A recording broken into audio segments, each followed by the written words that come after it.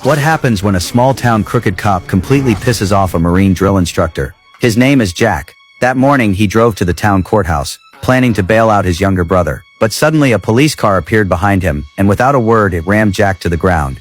As a retired soldier, Jack didn't want trouble, but these cops had no intention of letting him go. They accused him of stealing the bicycle he was riding, and demanded to check his ID. When they found nothing unusual, they started rummaging through his backpack. Soon, they pulled out $36,000 in cash. Jack quickly explained it was bail money for his brother. The cops' eyes lit up. They said since Jack's brother was locked up for a crime, the money was probably dirty cash, and if it was dirty, they had the right to seize it. If Jack disagreed, they'd arrest him for conspiracy. Faced with losing the money, or losing the money and going to jail, Jack reluctantly chose to give in, because what mattered most was bailing his brother out. His brother was set to testify as a key witness. If he was transferred to prison, chances were slim he'd make it out alive. When Jack arrived at the courthouse, the staff told him no bail could be made without cash. Jack explained the cops had seized it, and showed them the receipt, with the police's fresh stamp, but the court only recognized money, not paperwork.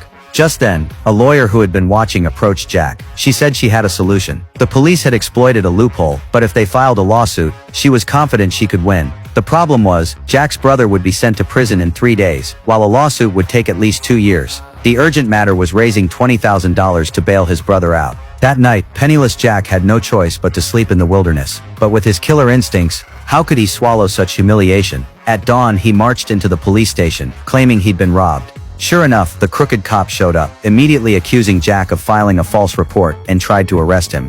Just then, the chief arrived, ordering Jack to get out of the station. Seeing how corrupt the department was, Jack tried to reason with the chief instead. He asked the chief to hand over 20 grand, and said the rest could be kept by the officers for coffee. He promised he wouldn't bring in lawyers to stir trouble. Hearing that, the chief's attitude changed instantly. He agreed to release Jack's brother the next morning at the station. So once again, Jack spent the night sleeping under the open sky. But when he showed up the next day as promised, he saw the prison van already leaving. The shameless chief said Jack was 1 minute late, so his brother had already been transferred. Panicked, Jack ignored the chief, and rushed to chase the van by bike. He told his brother again and again to keep a low profile in prison, and never let enemies spot him. Jack promised he'd find a way to get him out soon. Little did he know, this would be the last time the brothers ever spoke. Jack then sought out an old partner to borrow money, but the chief had already traced Jack's contacts. He shut down the partner's restaurant, and hauled his safe back to the station. Hearing this, Jack was furious. He couldn't understand why these corrupt cops were pushing him to the edge.